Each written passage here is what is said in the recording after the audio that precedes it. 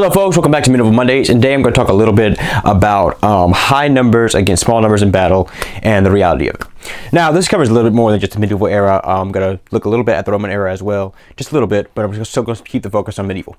And one of my subscribers brought up the Battle of Cherami as a great victory that displayed the Romans' ability to beat large amounts of people with recurved bows and being grossly outnumbered by horsemen in the Mongol versus Norman debate. And some people often bring into question, could people really beat armies that outnumber them 10 to 1? And no offense against anybody, but sometimes the people come out there with zero combat experience and either modern or ancient and saying, I just don't believe it can happen. I just don't believe it. That's fine of your opinion, but I do believe that it did happen. I believe it can happen again. Sometimes people do exaggerate stories to hype up people, but look at it from a military perspective. So I'm going to pick apart a bit the Battle of Cherami and look at a few others. So at the Battle of Cherami, grossly outnumbered. Some say it was 10,000, some say it was 12,000, some say, really high numbers. But let's just say 5,000 instead. Let's bring the number down to 5,000 against 130 Norman knights and 300 Norman foot soldiers. So they're grossly outnumbered here, just rounded over 20 to 1, above that.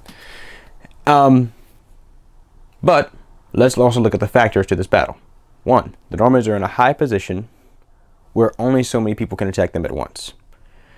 This is called bottlenecking your enemy.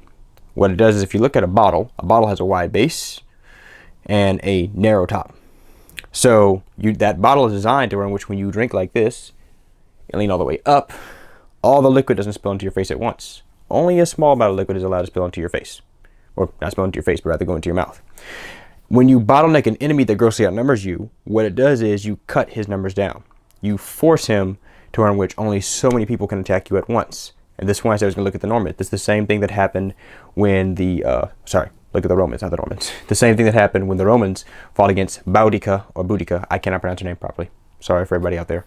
But what they did was they used the terrain around them to make the enemy that outnumber them have to attack them from a narrow point, which did two things. One, it made the Romans fight the way they wanted to fight. The enemy was right in front of them, and they could use their shields and the sentries the way they're used to fighting effectively. If your enemy can flank you, then they can be attacked from the side, which is where the Romans were known for being weaker. This has forced the enemy to fight you this way, so it really doesn't matter how many people you have. When you narrow that passage down, you bottleneck the enemy, it makes it easy for you to win. This is the same thing that the Finnish snipers would do during the Finnish War when they were fighting against their invading forces, and the Swiss would also do. They had a bunch of mountains, and they said, before airplanes and helicopters, it was harder to invade them because one guy who's been hunting all his life with his rifle could hold off against hundreds of men easily, because 100 men can't shoot at him because there's nowhere to place yourself to shoot.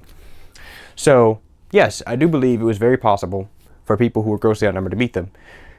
Excuse me, especially when the person who's outnumbered picks the battlefield. If you're outnumbered, you're not going to pick a flat field to fight an enemy that grossly outnumbers you. Not everybody's Alexander the Great. And even when he did do it, he would position his men unusually to give him a great advantage, like at the Battle of Gaugamela. He didn't give a straight line to the enemy. He built this curved line that kind of went outward, so it was still hard to flank him. So yes, good generals know how to beat people when they are outnumbered. You could look up videos of people fighting more than one person. People who usually win when they do that, one thing they'll do is they'll either keep retreating backwards, so when someone attacks them, they can't flank them, even when it's 1 against 5.